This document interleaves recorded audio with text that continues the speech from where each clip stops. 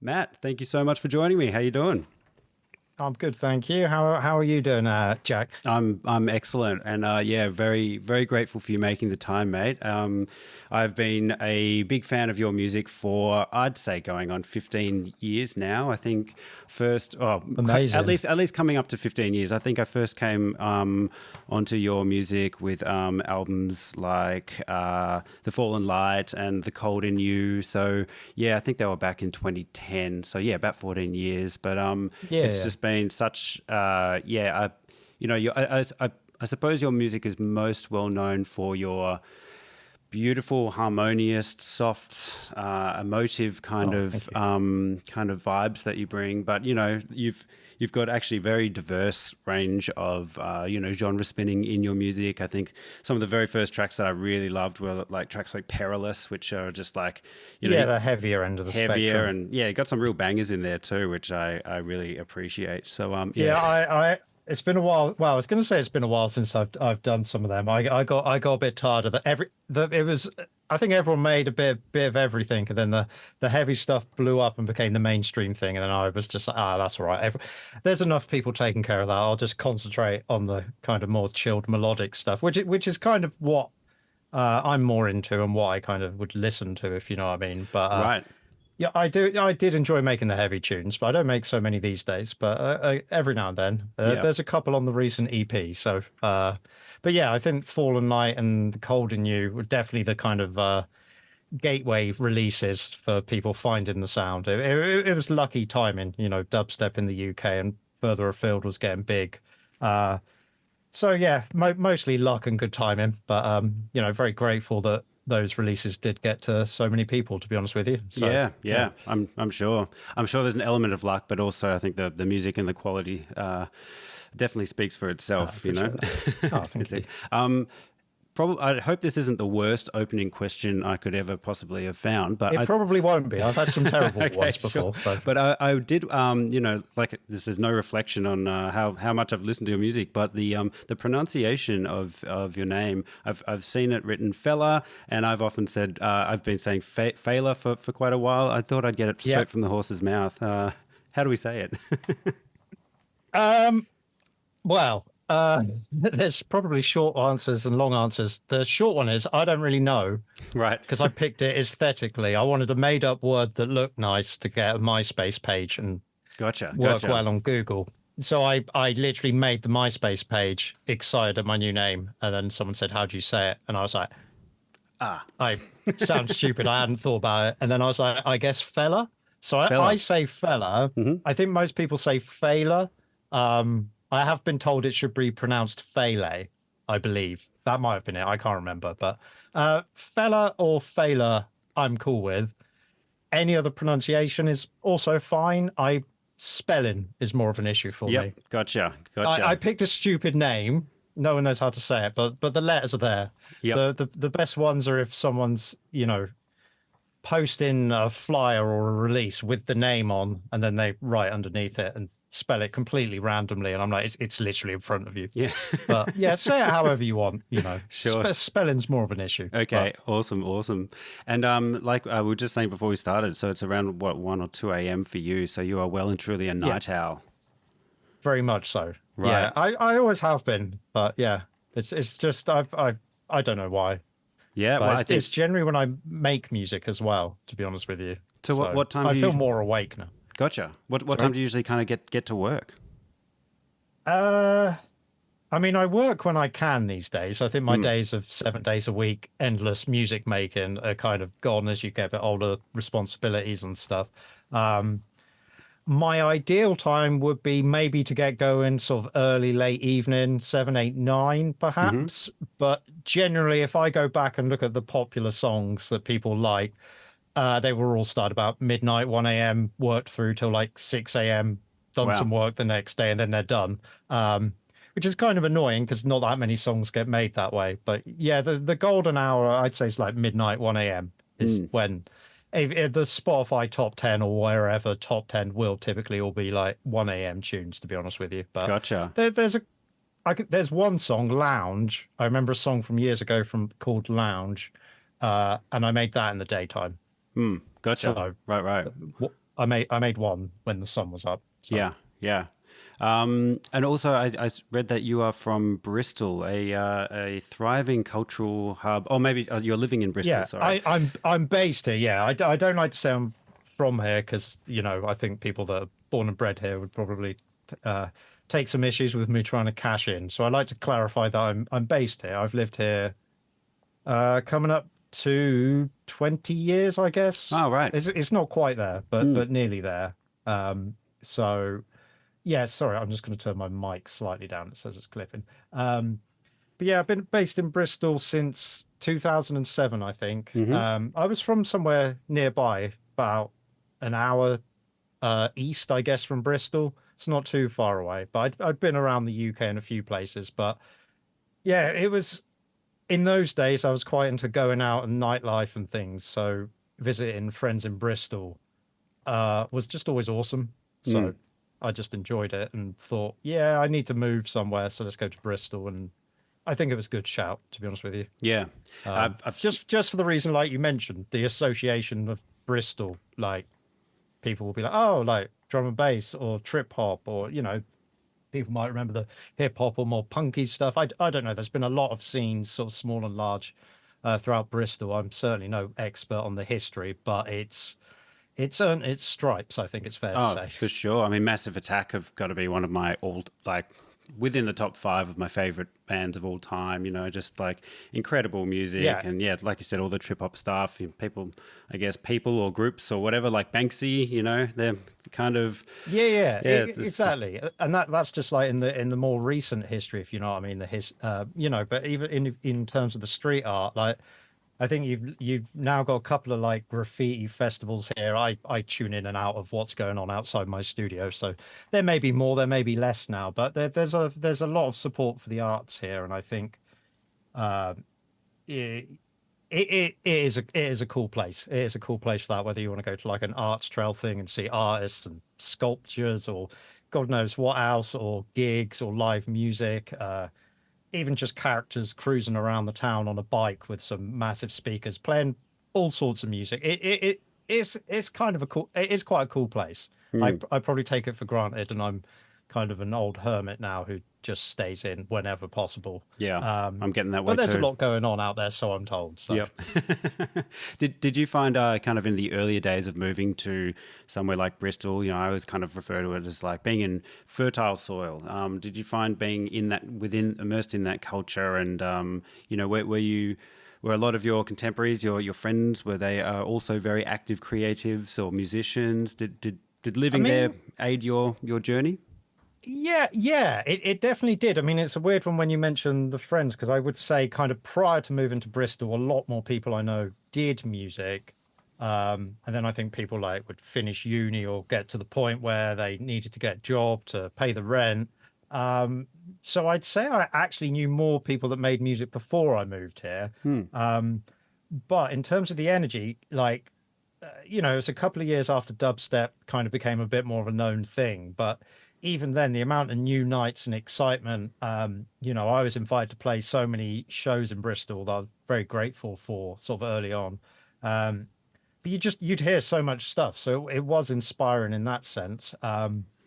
But I would, in terms of like the networking side of things, I'd say even from the early days, it was like everyone was on AIM or I guess MSN style things, sharing tunes. And a lot of these people were based in the States, and people from sort of nearer your end, sort of Australia, New Zealand, all over the place. Russian producers, South American producers, like people were just yeah, it was a bit weird because I'm meeting people in Bristol, which was great and very cool for like meeting local people, being inspired. But then also it was a big internet based things through forums and messenger style things and sharing of tunes. And you'd be inspired by a tune, you'd hear something and be like, that's irritatingly good. How did they do that? So you'd try and raise your game. And it was kind of good. I feel like there was in those early days, even locally and globally, a lot of sense of like helping each other out. Everyone was kind of rooting for each other.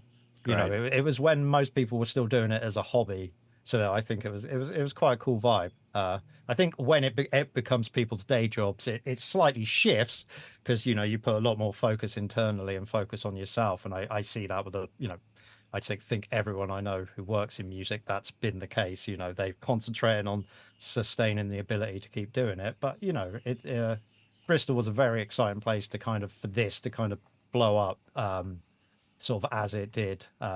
Because I started the project 2006, I think. So I was living in Leicester in the UK, in the Midlands at the time when I started it.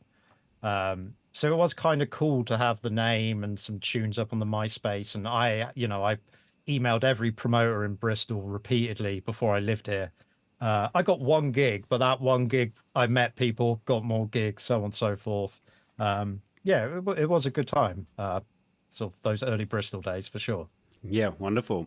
What kind of what was your musical diet growing up? What kind of music did you grow up with? Was it always electronic, or I see you're wearing a Tool t-shirt, so Oh yeah, yeah.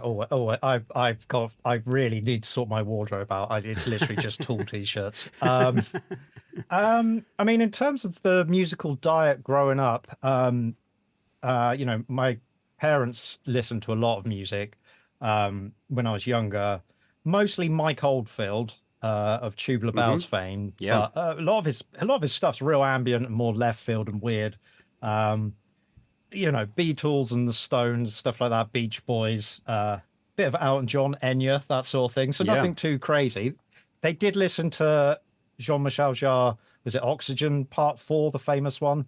Um, so I guess there was a tiny bit of electronic stuff, but I don't think that really became a part of my life until sort of I was sort of teenager, 15, 16.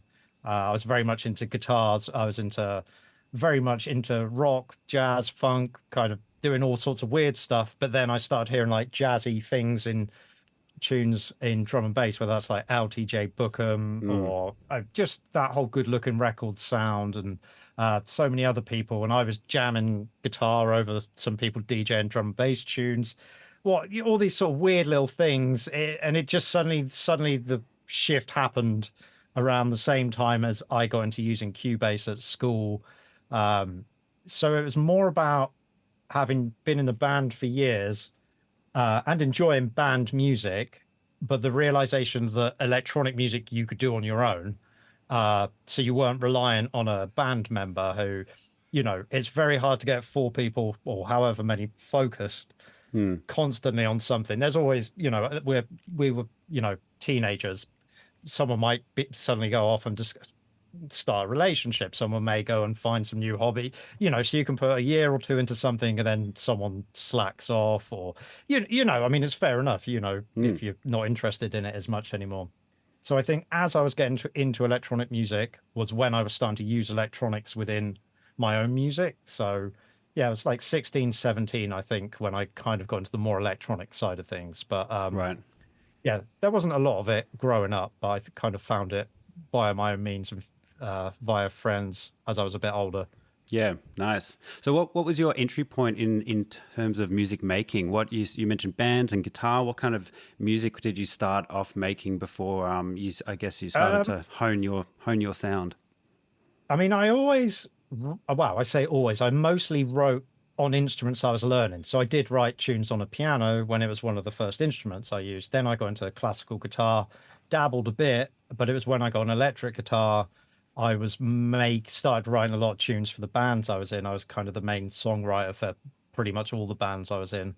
Um, and alongside of that, one of my classical guitar teacher, who was ahead of the curve, used to sit me down and play with some software called Band in a Box. It would just make backing tracks for you, and it was a bit weird, but that kind of got me interested in it. So I was originally using like 4-track tape machines with a little Boss Dr. Rhythm DR5 drum machine, doing like Nirvana and Pantera covers, but then on the other, get another tape to do my own original stuff. And then when I found out that you could do it on a computer, when computers started to be able to record audio, that kind of was when I kind of got onto the trajectory I'm on now. I think that answers the question. Mm, yeah, yeah.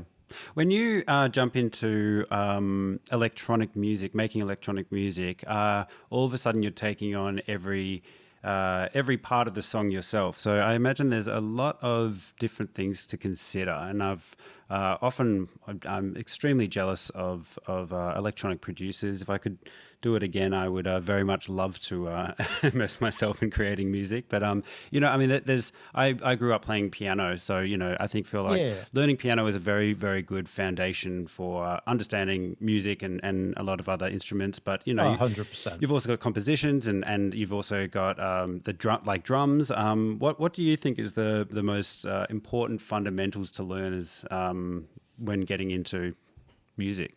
It, I mean, it really depends. Like, I know a lot of people that, I think most people would say if you can produce good sounding drums and good sounding bass for electronic music, you're onto a winner. I would say the drums and bass are probably my objectively weaker parts of my production. Some people rate them, a lot of people don't, subjective, so it doesn't really matter. But for me, I guess harmony, sort of theory and applied harmony in a weird way, understanding that you're not just learning a scale, but that scale gives you some notes that you can make chords, you can make melodies, and it's very easy to jump around and you start learning. Oh, if I go from that chord to that chord, it's rubbish. But if I skip that and play the next one, then the next one up, and then I know I can play these notes over the top. Like, so for me, I mean, if I'm playing in some weird key that I can't think in G sharp or whatever, I'm doing it by ear. But I don't think you need theory to do music, but it certainly helps. Right.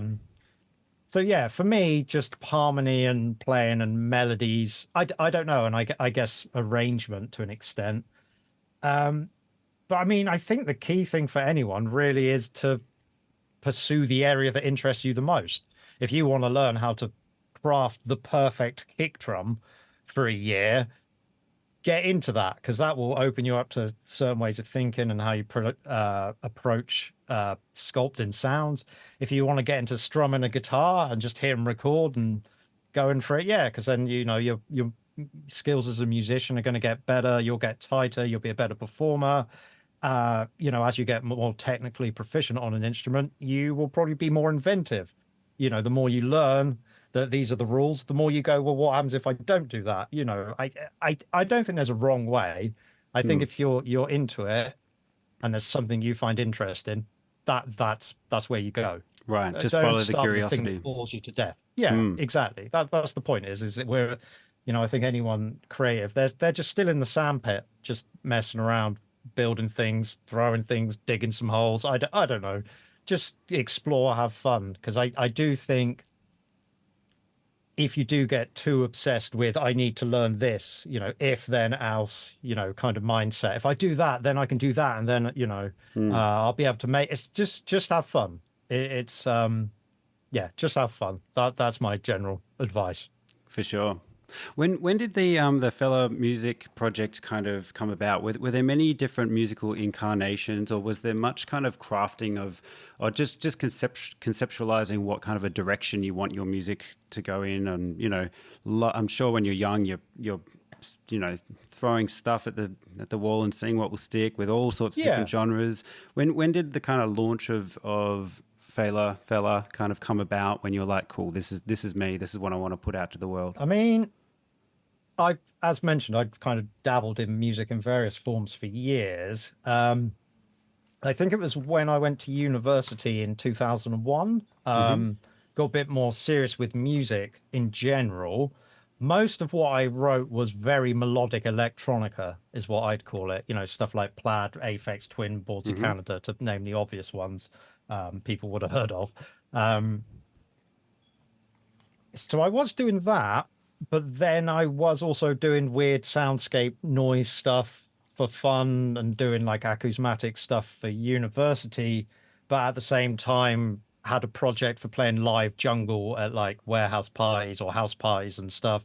And I think essentially the Phaeleh thing started as a result of, I finished uni in 2004, dossed around for a year or two, I guess you could say. I was teaching at the same time, but I wasn't doing as much music. But I guess the little jungle project I had for playing parties, where I'd got into amen breaks and Reese basses and understanding why having a sub is important in the song just to give it some weight. But then I'd also been doing the electronica stuff, and I kind of was like, it seems a bit stupid to be producing music over here, but then having to write completely different music to play live. What if I just started a new project? Because I made tunes. I didn't really release any serious music before Phaeleh. I did release an album of old electronica stuff under a different name. But the Phaeleh thing happened in 2006. I think I'd started dabbling with some more slower bass music. I mean, I first heard dubstep late 2004, early 2005, I'm guessing. 2005 was definitely the year where it clicked. I think I saw as a producer, UK producer called Geom. I'm doing the same thing as my name now. I think it's Geom. He played a show in Leicester, and I know he dropped some loafer tune, and I was like, what the hell is this? And some mates. I knew a guy called Ritalin and DJ Rum. Oh, I love through DJ some Rum. mutual friend. Yeah. DJ Rum's fantastic. So I heard a tune they'd made together, which was their attempt at dubstep. It was very slow. And I was like, this is crazy. How is it this slow but so heavy? So it was actually from friends rather than like the Croydon OGs and that. But I heard that, was like, wait a minute, I'm excited about music. Because I kind of had a little moment where I wasn't as excited, but music was exciting. I was at a point where I was like, I've got this and I've got this. Let's do something new. I needed a name for a flyer. I was playing gigs and changing my name every show, which is pretty stupid from a branding point of view. So I was like, I need a proper name. So I think it was like autumn 2006 is what it feels like. Someone around then was when it started. So right. When did it all kick off, and what was that like? What was that feeling like when actually it started reaching a international audience and became, quite? I mean, you're world renowned, really. I mean, your music is. I think it means. Yeah, I certainly had a little moment of being more known. I'm less known now, but I'd say. I mean, it was slow and steady. As I said, I moved to Bristol 2007. And I think it was at the start or early 2008, I'd kind of gone back into teaching after a big gap. I was kind of training. I was near the end. And I was like, I've been mostly making tunes for this year off of teaching I'd had. And it felt like new city, new enthusiasm, new inspiration. So I started taking it seriously 2008. And I'd say because the scene was kind of had a lot of eyes on it. I started getting a fair bit of love on places like Dubstep Forum and a local Bristol forum called Hijack Bristol, which kind of got more international eyes on me. So I did, I think I did international shows in 2008. I think I got booked in Lithuania. I think I played in France, like literally in that first, I dropped an EP in 2008 or two of them. So it started going straight away, but it was slow and steady. I'd say I carried on. I was self-releasing and releasing on some pretty small unknown labels. But it was the start of 2010 when stuff kind of went up another level, which is where I did a mix for Rob Booth, who's now the A&R guy for Fabric. He did a podcast called Electronic Explorations. I did a mix for him. It was the second mix I'd done for him. And the last tune was a song called Afterglow that I'd made like the week before. And I think someone just ripped that little section of the tune, put it on YouTube. And I suddenly got tagged in a million posts across all social media. So yeah, 2010 was when it kind of started taking off. Fallen Light came out then. Cold and You the year after. So I'd say 2010, 2011 was when it felt the rockets were still firing. Then the pressure came in a bit later and it became a lot less fun. But yeah, 2010, 2011. Yeah. From my point of view, from analytics, maybe 2013, but I'm going to say 10, 11. Yeah. Yeah, you mentioned the pressure coming out. I'd actually love to explore that with you because, I feel with a lot of different musicians and even big-time rock musicians, very often they talk about the most fun, the most pure, the most magical moments are when they're all just smashing it out in their garage with little Yeah, to no pressure. And 100%. right, I'm an artist as well, and there is early days. You really are playing around, and as things kind of as you start building a reputation for yourself, there's more pressure that we put on ourselves. Yeah. Which how do you grapple with that, and what does music making look like for you now? Are you still addicted, in love with the process? Yeah. I mean, it's a weird one. I mean, like you say, you've got those days where you're free, you're just making tunes. It's all for the love, the excitement. Then suddenly you start getting paid a little bit of money. Nothing compared to just getting a job in the supermarket, but you're still like, holy Mm, crap, someone's giving me, you know, 50 quid to go and play for 2 hours, and blew your mind. Then as you get known and more people kind of appear around you, whether that's a label, management, agents, it reaches a point where suddenly you realize that you're not just making a tune because it's fun. It's still fun to make a tune, but if that tune is really good, you get paid more and everyone else can feed their children. If this song's bad, the children don't eat, the manager's children or the whoever, it's so there's a weird pressure followed up by, people get to know your sound and want more of the same, and you don't want to do the same because you've right, got a bit right. bored. But these days, I mean, I love it as much. Like I mean, there's two sides of it because I'd say when I'm there making music, I love it, providing there aren't too many distractions.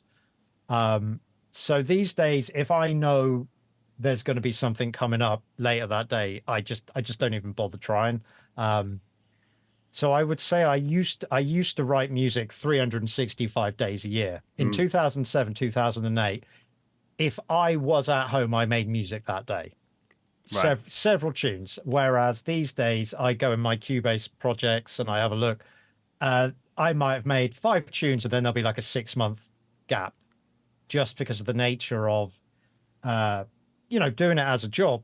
Mm-hmm. There's so much admin. I literally spend more time doing accounting than making music. I'm very thankful to say that I have embraced my the fact that I kind of despise social media. I didn't Mm. used to, but I have rather foolishly decided to not jump through the hoops of social media. That means I'd be filming content every day, get my 3 reels and shorts and whatnots Oh, respect to you, uploaded. man. Respect to you. I It's well, my it's a play stats on Spotify would suggest that maybe that isn't a great idea. But yeah, it's but just for my mental health, man. it Like ki- it I kills can't. it kills creativity. It really does. Yeah, It's just I'm like I'm in yeah. my early 40s now. I can't Mm, be trying to chase some 19-year-old producer who's super hungry for it.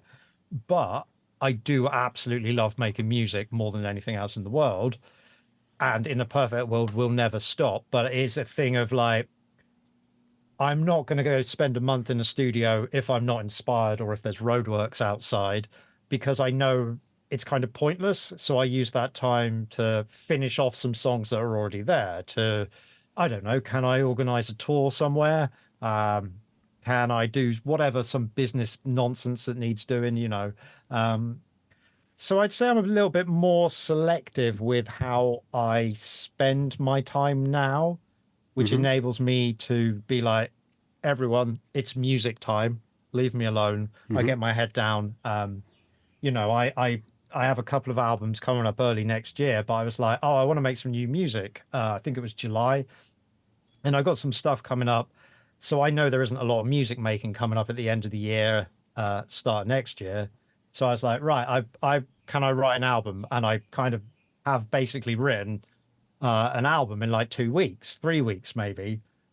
Still needs mixing and finishing off, but the point is I used to make music every day, and then I'd pick the best bits.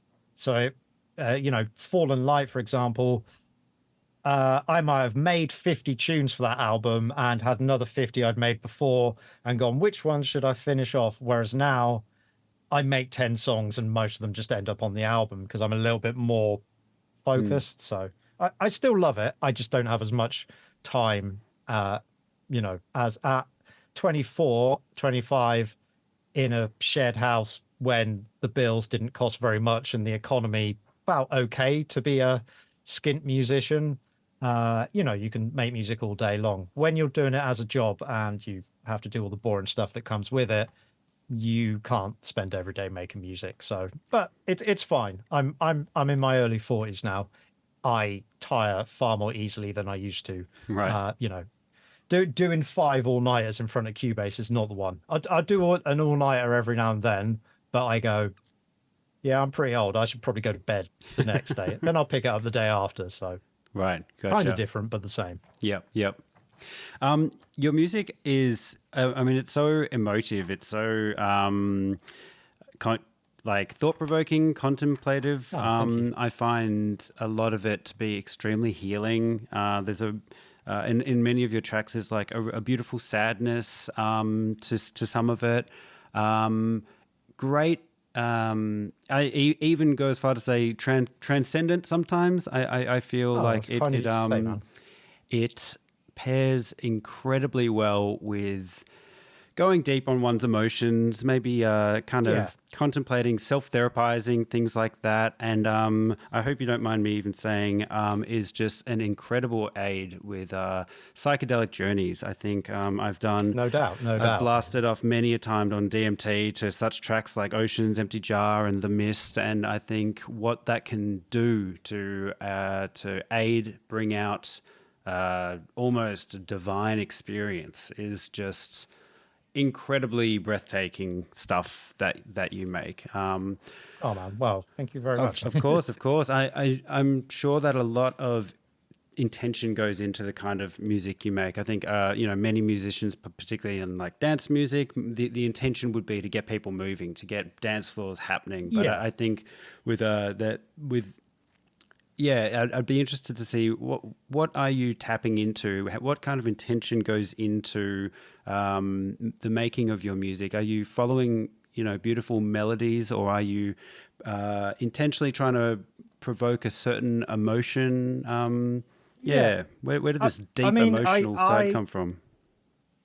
I mean, I'd say just move my keyboard so I can lean on the table a bit more. I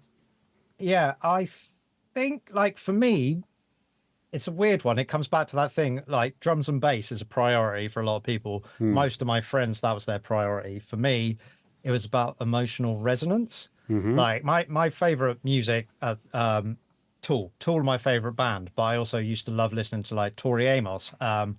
Recently, I've just been listening to loads of PJ Harvey because I saw her a few weeks ago. I hadn't really given her the time of day before then. Can't stop listening to it now. But for me, music was always a release. Now that could mean it's, you're young, you're going out, you're, having fun, shall we say. You want to listen to something energetic. Afterwards, you need something to kind of bring you back down, So I've always been interested in how music makes you feel, like, and how I got through a lot of like darker times in my own head when I was younger by listening to Tool on my old Walkman, and just stuff like that. So music's always been very healing for me in terms of how I listen to it. So I always thought, I mean, I don't think there was a conscious, I want to do the same for other people, but it was just subconsciously there that music, okay, do you know what? I've got full respect if your music can make people dance and groove. That is a talent in itself. I very rarely have that as a focus. There's a few tunes where I've had that in mind, but it's rare. For me, it was about, my music isn't as obvious. It's not going to hit you straight away and be like, okay, I really need to listen to this. But the amount of times people have been like, oh, I didn't really get it, but then I went through this challenging time. Most of the comments I get on YouTube, which is probably where I have the most interactions these days, most people will talk about how it got them through a tricky time. Whether that, I've got people saying, oh, it got me through a tough time in school, and now my kids listen to it. Or, hey, yeah, I went on this great psychedelic voyage to it. Or, hey, yeah, I've used this with my patients as a therapist. I mean, it obviously not all of it. I'm human. I've put out a lot of stuff that isn't great. Probably should have had a bit better quality control over the years. But there's a lot of stuff where I know I was trying to capture something about how I felt. my biggest tunes, if you want to use biggest in terms of, the ones people know, play counts, whatever arbitrary other numbers there are all ones tied to specific events. My biggest tune, Afterglow, I just remember there was some kind of depressing shit going on at the time, and it was just like, ugh. And that's what that song was, In the Twilight. Certain other ones, like I can think like, oh yeah, I was in this headspace, I wasn't feeling great. I joke to my wife all the time, like sometimes I'll get quite downbeat about music or life, as you do, and be like, oh, what's the point? And I'll be like, are you all right? It's like, don't worry, let me fall into the abyss, because I will write a banger in the next week. Just let me fall into that darkness. I mean, it's not a recommended technique, but for me, like the best stuff I write, even in recent times, I can think of some new stuff that's waiting to come out. I can think of stuff that's recently come out on the last few releases. The songs that clearly are better than all the others on there are the ones where I was like, I don't know if I've got what it takes to do music. There's self-doubt. There's anything. You're getting older, the play counts and the bookings go down. And, and music's quite hard to exist in these days, I would say. And every time I'm in that real low point, I make something. I'm like, great, awesome. I feel much better now.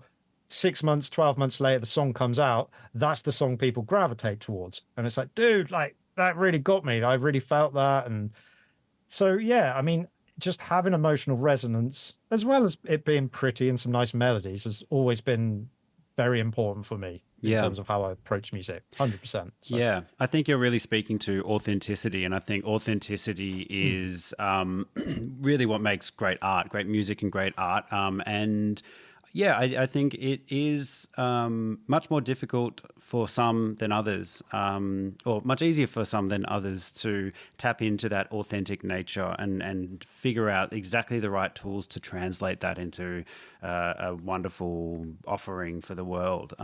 Do you you've got a very long career. Have you found tapping into that authenticity a challenge, or is it kind of come naturally to you?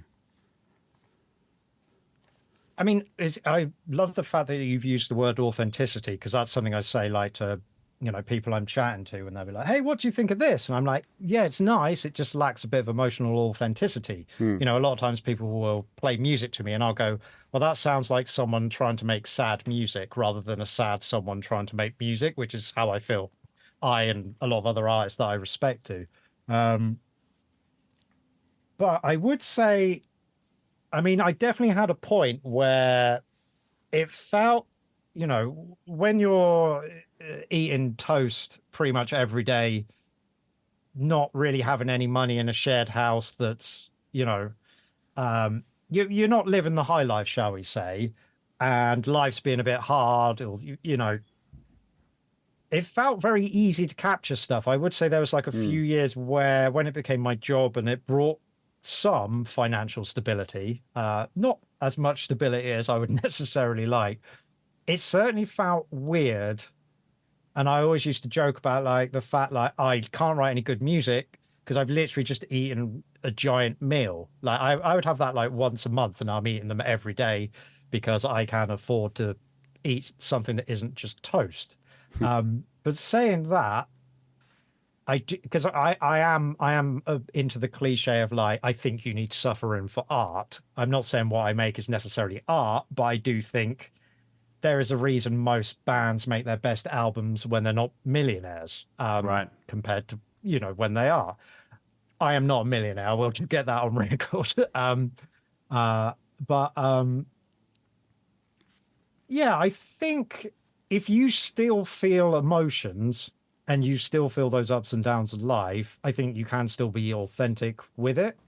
I think where I failed is there was a few years where I was burnt out and I was feeling emotions, but they weren't the kind of emotions you wanted to capture in music. It was like absolute apathy rather than sadness. There was a few years of apathy based on burnout and being pushed by third parties that in hindsight didn't have my best interests at heart. They wanted a quick payout. So, which resulted in some issues with my career as such, but I won't get into that too much. But Yeah, I think it's fine to remain authentic. I mean, I think if I won the lottery tomorrow and didn't, have the usual concerns most people have about life and the economy and whatnot, uh, yeah, maybe then I wouldn't be making. I mean, I don't know.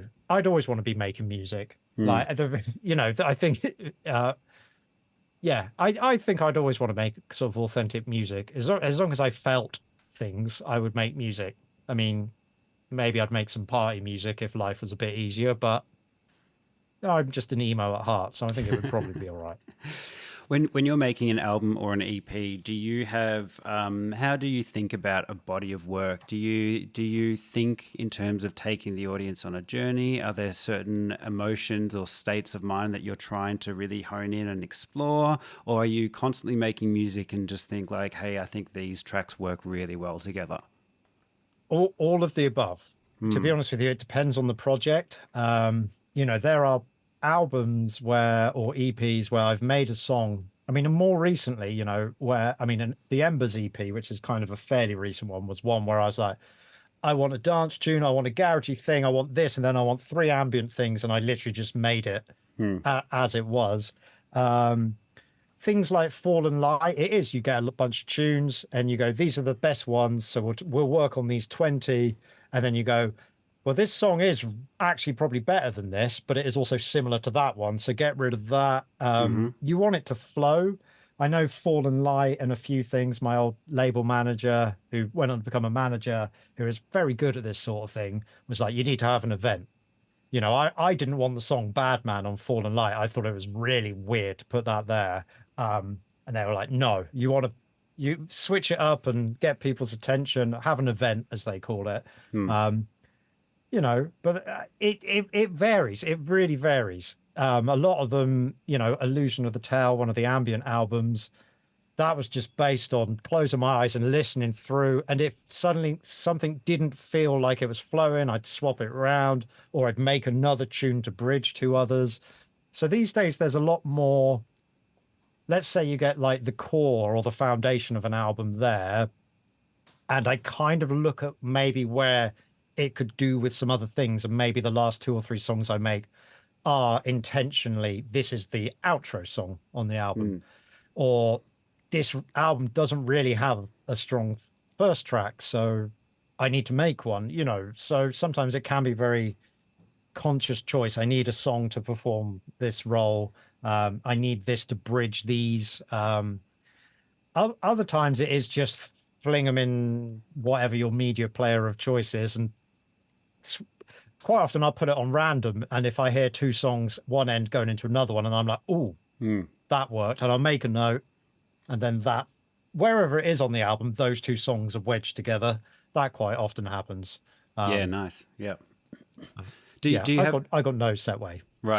Sorry. No, no. Do you have any bodies of work or albums, EPs, or whatever where you have actually said, "Cool, I'm actually going into this with a concept," or maybe an event or something in your life that you're like, "Cool, this is specifically about something," or is that just Kind not of. kind of? Mm. I mean, I feel like I need to get my Bandcamp up because I can't remember what I've put out.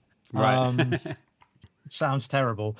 If I see the artwork, I can think a bit better. I mean, as mentioned, Embers was one where I was like, what would happen if I concentrated on drums and bass? And I made the song Moving On. And then I was like, I want to make something garagey. So I made Unity. And then basically all the other tunes on that EP were where I was like, I want a song with a focus on this. But I mean, yeah, I guess just the one I mentioned, Illusion of the Tale, because I had done an ambient album, Somnus, Oh yeah, previously to beautiful, that, beautiful album. uh, which weirdly I think people are into more. But Illusion of the Tale was me being like, um, I'd been working on an album with a label for a couple of years. It wasn't working out. I knew it was coming to an end. Then I got dropped by the label and I had all this material and it was kind of done, but I was so sick of pulling it apart and tweaking it that I was like, there's an album there, and that Mm. album would go on to be Lost Time. I can't deal with that right now. I need to just have no drums for a few months I just need to feel some sounds and make some sounds and capture how I feel. And that's what Illusion of the Tale was. And it wasn't very programmed. It was very live. Um, I might record MIDI and resequence things, but it was very analog and live and playing with the pedals and the mixer. Um, and that was very much I'm doing this thing. Everyone leave me alone. Management, I'm going to give you a call in a month or two. I need to do some shit. Come out the other side. Here you go. Here's an ambient album. We'll put that out. And we put that out. And it did pretty well, to be honest with you. Yeah. I mean, I think it did. I don't really know. It's hard to know these days. Spotify throws you on a playlist. You get 1 million streams. You think it's done well. The next album, they don't. You think it's done badly. And then you actually look at it and you see that actually people hold the other one in, higher regard. So it's hard to know whether something's good or not these days. But... Totally. I could only imagine. Yep. Yeah, I think Lost Time might actually be one of my favorite albums that you've done. All that remains. Some people say as that. well. Yeah. It's a weird one. That does surprise me, but I kind of get it because I think it was mostly like 140s stuff like I was known for with a couple of chilled interludes. Because this is the thing is I think you've got songs like The Mist on there that are very fellery sounding, I would say. But then there was I think maybe you mentioned them earlier, Oceans and Empty Jar, which kind of didn't feel that different to me, but I think maybe it was the first time I'd put a couple of like more classically inspired sounding things on an album. And I think people liked it. I did some videos. I still was playing a fair few shows then, so people got to hear about it. Spotify hadn't killed your chances of getting plays back then. The algorithms were a little bit more organic. I think everything came together for that one. That was my first sort of post-management, post-label, post-any help release that I did myself. So I was kind of determined with that one for it to do okay. And it kind of did, actually. So wonderful. But I like the interludes. I'm less into the main tunes, but then I'm pretty critical about all of it. So right. Worst person to ask. Making, we kind of touched on it earlier, making such, emotionally charged music that just, I think can be extremely healing. And I think the kind of music that you make tends to really mean a lot to a lot of people. Have you had any, how do you find the feedback that you get? I imagine you probably have people saying like, your music changed my life or got me through even suicides or something like that, like I mean, I don't know, but I could imagine just the nature of the kind of music that you make being very impactful on a lot of people. Yeah, it definitely is, man.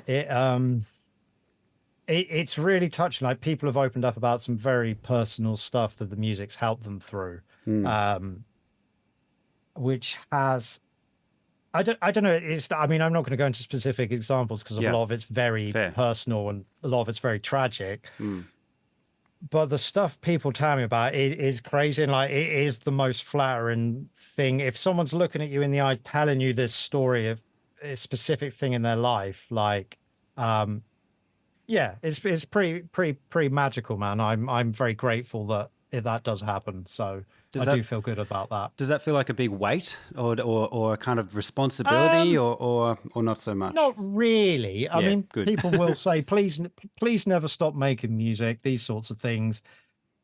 And I've always said, I'll always be making music. I feel a bit trickier these days because the economy is not one. I mean, 5 years ago, I'll be like, I can definitely do this for another 20, 30 years. These days, I'm always a bit like, I guess we'll see. I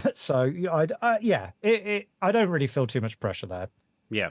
You mentioned earlier about, kind of experiencing burnout. And again, I'm sure when you have something like burnout or you just kind of fizzled and like you mentioned before, the emotions that were kind of most readily available with things like apathy, particularly when you've got labels or releases that you're meant to do, like how do you go about dealing with burnout or bouncing back from burnout and getting back in and reinvigorating your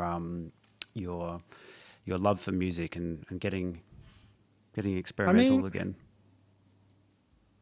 for me, I mean, I think that's it. Like, I mean, I won't go too big on the tiny violins or anything. Like, my burnout was just from trying to keep up an unsustainable work rate alongside touring. Right. Um, I know that I broke. It was the year Tides came out, and I was doing touring everywhere. I did like a month in America, came back, went to Australia, New Zealand, came back, Bulgaria, came back, flew somewhere else, came back. By the way, you need to write an album.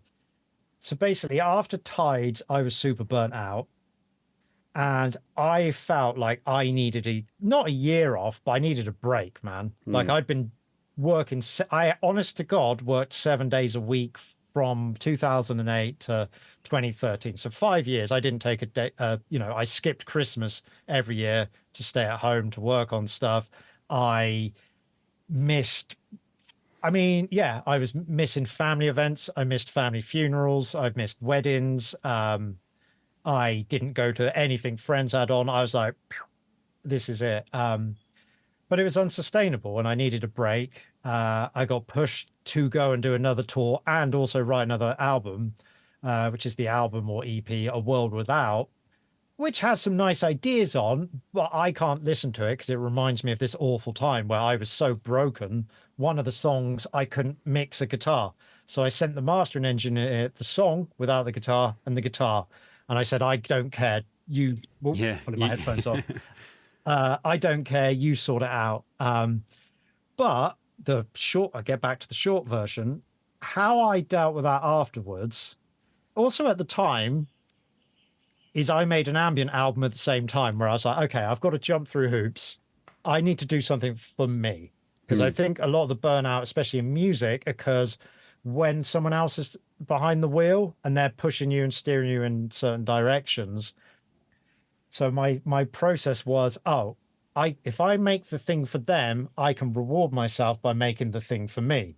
So I made Somnus. I also started an alter ego thing. There's an album I made in 2014 that's I just need to mix down. I did some stuff for me. I was still burnt out. I still broke. I took 2015 mostly off of playing shows. Um, but I got it back by, I guess, learning to say no a bit more and allowing myself to do things that I wanted to do. Um, and it kind of got to a point where I think it just naturally came together. That burnout collided with signing for a label. Um, I wasn't quite as bad then, but went from burnout to 2 years writing for a label. And then that went to pieces. My management bailed, agents bailed, bookkeeper bailed. I think some other people bailed. This was all happened in like a few month window. And I was like, okay, this could be the kind of thing that makes you call it a day, or this could be the kind of thing where you go, wait a minute, I get to do what I want to do.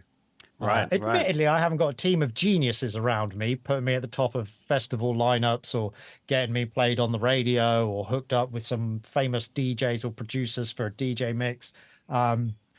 But in terms of the creativity, if I look at the point where I kind of did stuff for myself again without everyone else around me making noise, I started enjoying it again Mm. Mm. because it Right. was like, I mean, I'm literally looking at my Bandcamp to remind myself, but it was like I'm doing an ambient album. Now I'm doing this. Oh, now I'm going to do a weird 120, 130 BPM album. Oh, now I'm going to do a dance tune. Now I'm going to do something like my old stuff. Now I'm doing a bit of everything. Now I'm doing a vocal EP. Now I'm going to do a series of heavy EPs and chilled EP. I've got stuff lined up for next year. I mean, if it all goes according to plan, there in theory could be 3 albums out next year, Wow. Great. which management and a label would be like, no, you do one properly and you promote it and you jump through hoops, you dance on TikTok, you like pretend, oh look, here I am in Cubase. I definitely only just made this song that's coming out next Thursday. All that crap. I have no time for. Mm. But I'm Right. like, I don't want to do any of that. But I would like to finish some music and put it out there.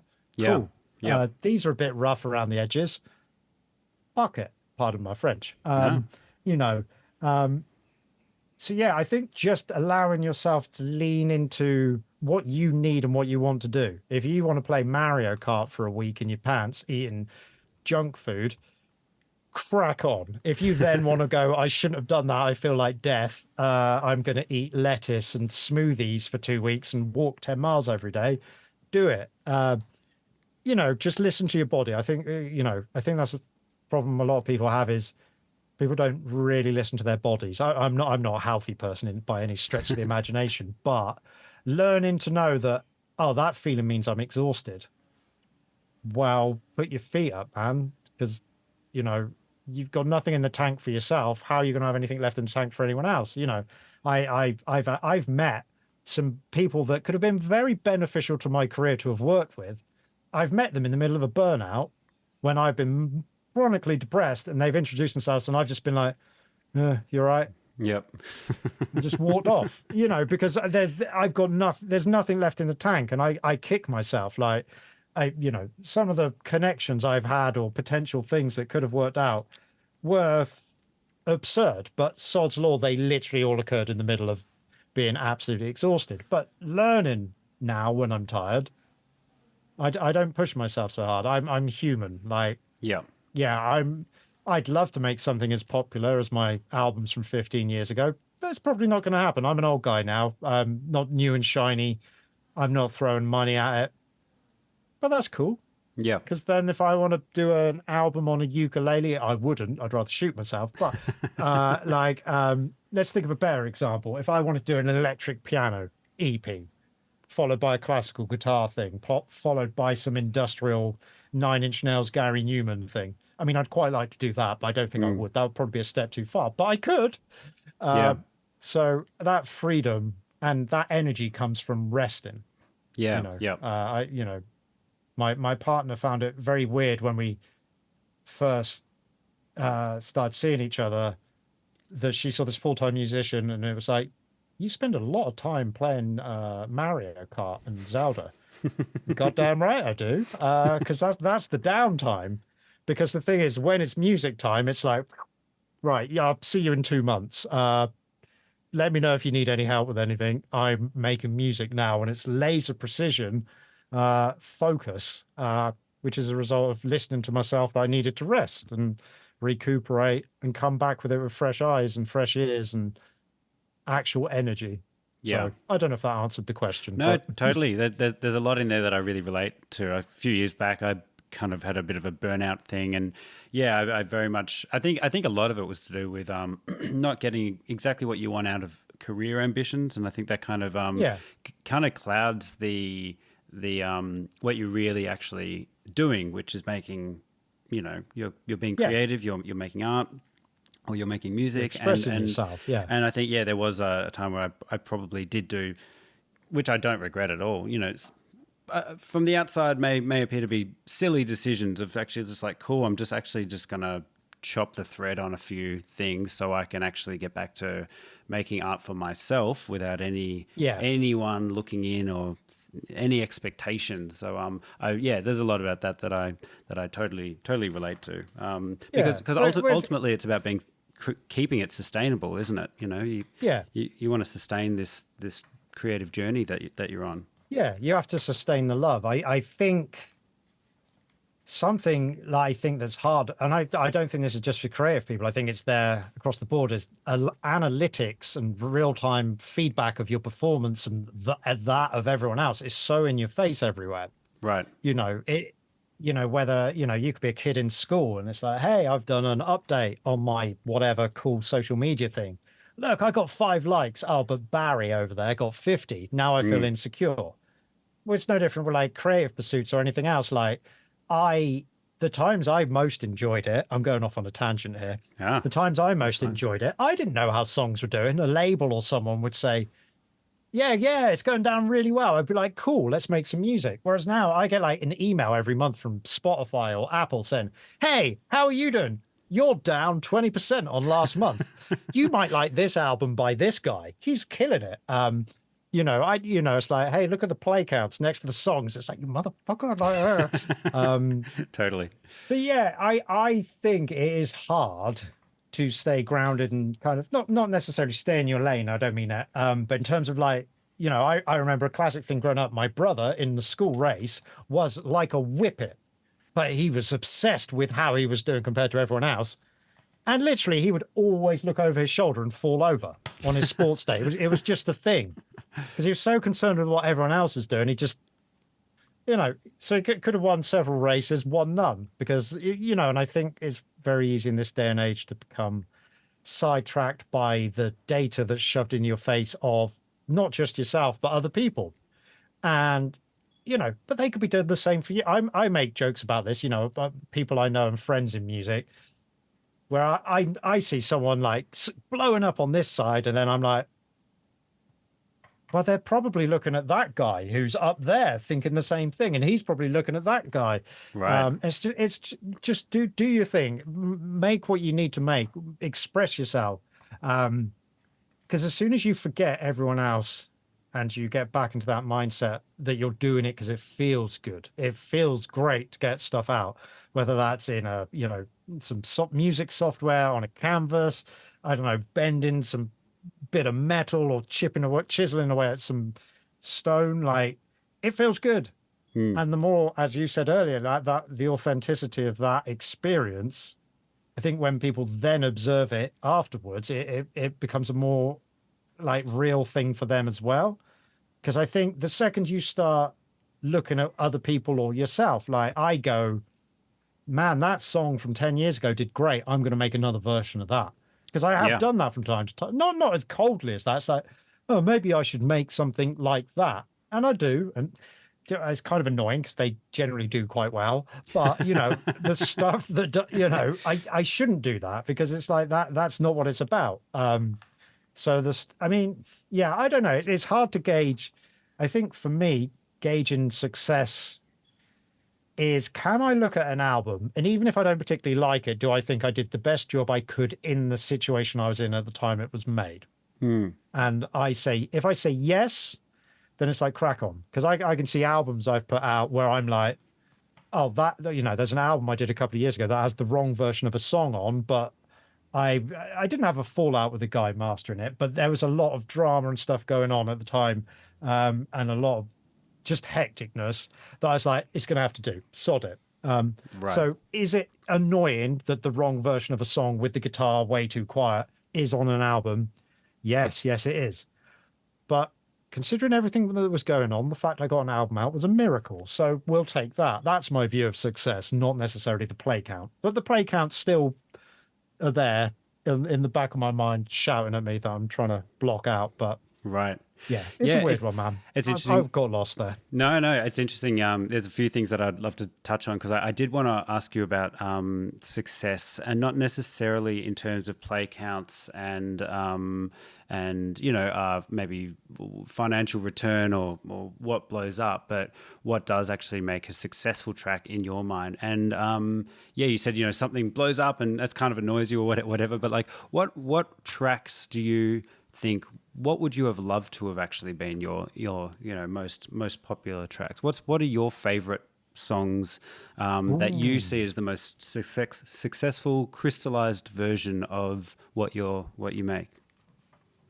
Oh, that's a very good question. I'm definitely not loading Spotify up because it's quicker to look at all my songs at once than Bandcamp. Right. The app's frozen. Here we go. Fella. I mean, the track I can think of straight away, although in recent years I have spotted some problems with it, but I think In the Twilight on The Cold in You. Beautiful track. Yep. There's some stuff I would change with the mix down now. Like a lot of stuff I would change with the mix down. But I would say that song's probably the best song I've made.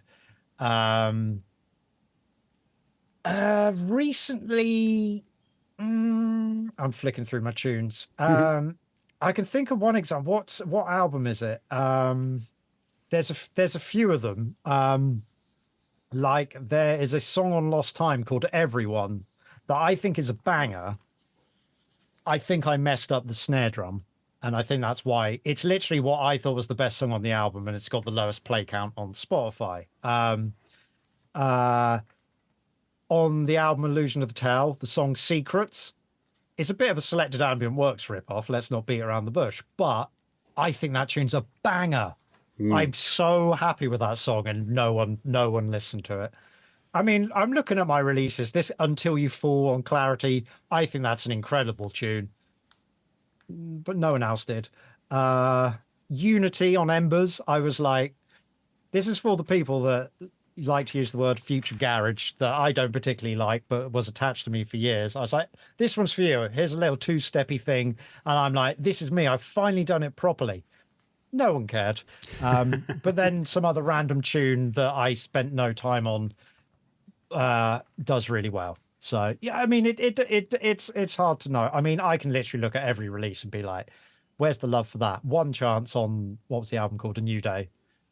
I think that's quite a good tune. It's a bit different. Yeah, I don't know. I could go on, but Yeah. yeah, there's a few of them. There's not lots of them, but I think In the Twilight's the best song, and I think the ones I mentioned are probably the ones where I was a bit like, really? Yeah. You weren't in Unity on Embers. I was kind of amazed that people weren't into it because I thought I served up Fella on a plate.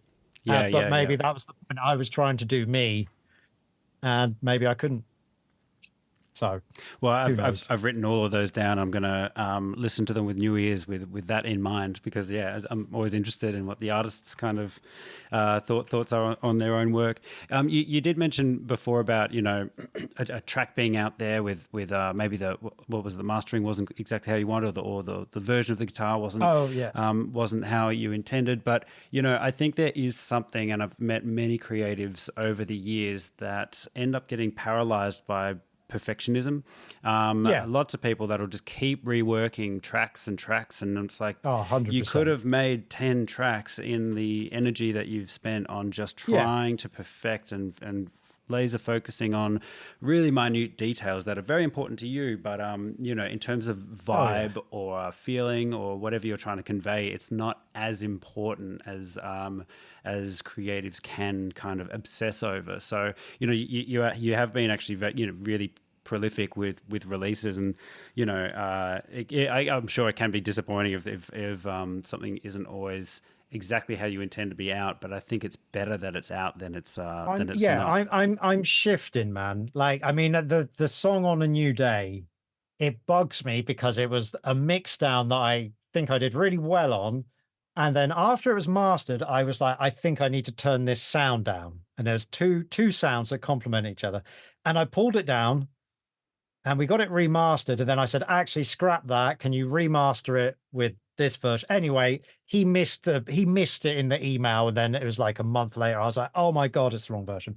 That still annoys me. But other than that, I am shifting how I try and, like, as mentioned, I was listening to a lot of PJ Harvey recently, which I was never into. My partner's a massive fan. And I saw this gig, and then I'm listening to this music since then. This going through the discography, and then I'm not like a fan of all of it, but there's some songs on there that I absolutely love. But I'm listening to the recordings, and I'm like, man, that is rough around the edges, or what the hell? How did that get through there? But I'm like, no one cares because they're not insanely anal about this stuff.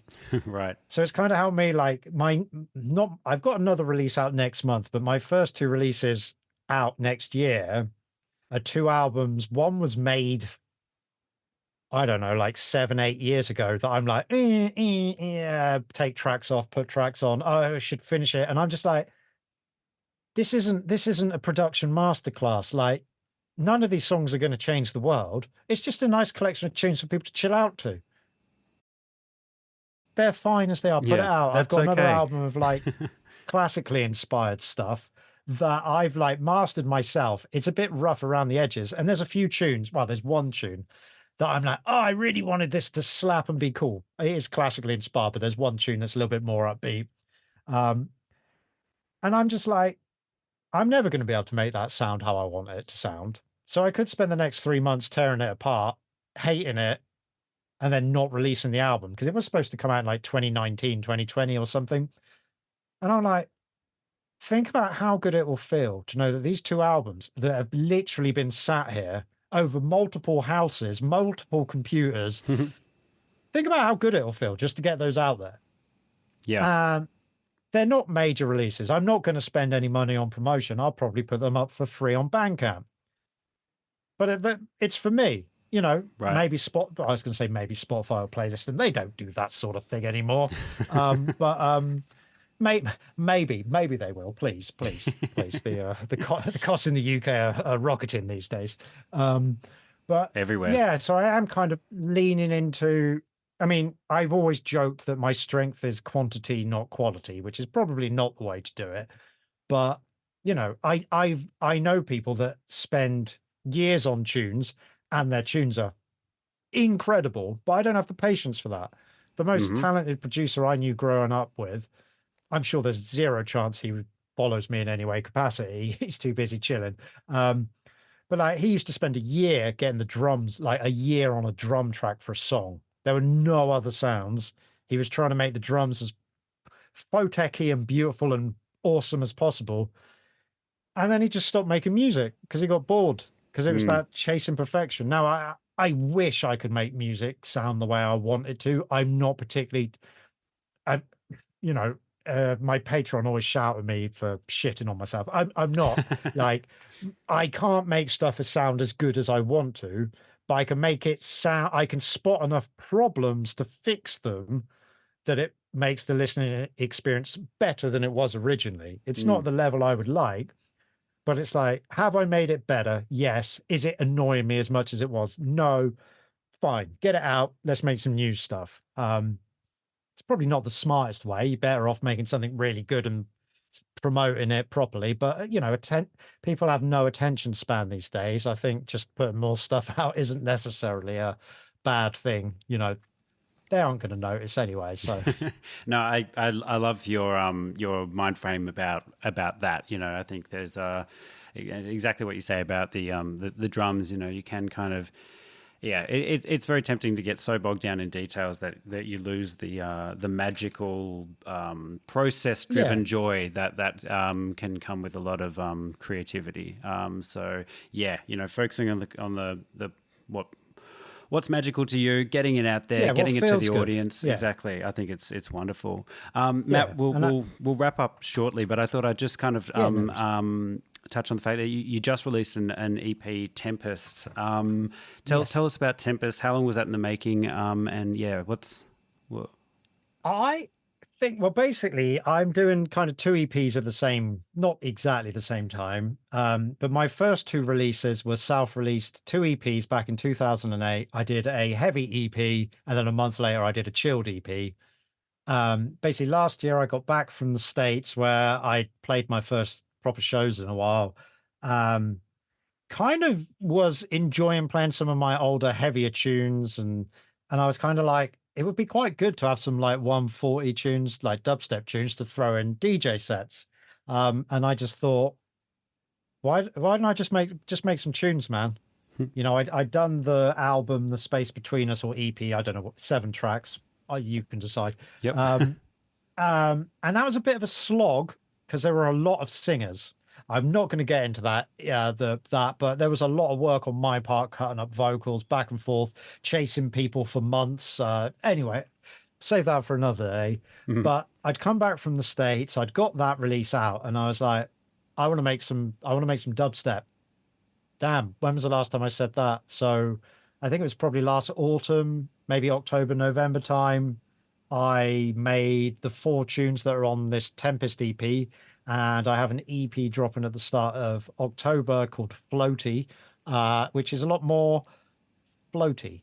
Um, so that's got some chilled stuff on. That's a couple of 140 beats per minute thing and a couple of slower things. Um, but yeah, they were made pretty quickly. I was adamant there were going to be no vocals anywhere, samples, synthesized, manipulated, or singers, because the previous release, the songs were made quickly, and then the just doing the vocals was a lot of work on any way that could be taken. It was a lot of work.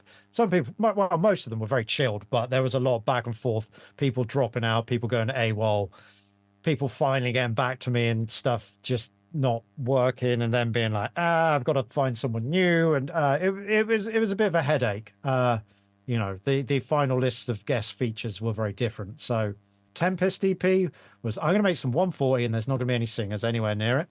Yep. floaty was, and you know what? Why don't I just mirror what I did in 2008? Do 2 EPs quickly, and then I've got, 3 albums for next year if all goes to plan. Touch wood. So Fantastic! Can't wait to hear these new releases, particularly the albums. Yeah, Matt, it's been such a pleasure to talk with you. Like I said at the start, I've thanks for been having me. such a huge fan of your music for a decade and a half. It's meant so much to me and my wife. We've had so many beautiful moments sharing. I got to see you at, I believe it was the Oregon Eclipse in 2017. Oh wow! Yeah. That was just fantastic. Absolutely, just yeah.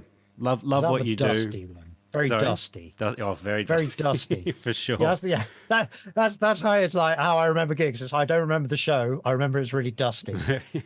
Totally. And I remember watching. I shouldn't say that's not very cool, but just like literally up to 5 minutes before my set, I was just in my tent watching Columbo on my iPad, and I was like, I need to go, but I want to watch the end of the episode, so I like frantically finished Columbo and then ran to the stage. Amazing. But no, it's been my pleasure, man, and obviously as a listener, thank you for the support, and I Of course. appreciate anyone still listening, and obviously thanks for inviting me on to have a chat. I have a tendency to go off on tangents, so I hope I answered at least some of the questions you asked. So I think the best conversations involve a few tangents, and that's again really wonderful to speak to you about all things your work. It's really fantastic. Pleasure, thank you so much. As you know, no pressure, but keep doing what you're doing. Don't ever quit music. I'll see what I can do. But yeah, no, thanks for having me, man. I really do appreciate it. Absolutely. Thank you so much, and thank you everyone for listening. Take care. Bye.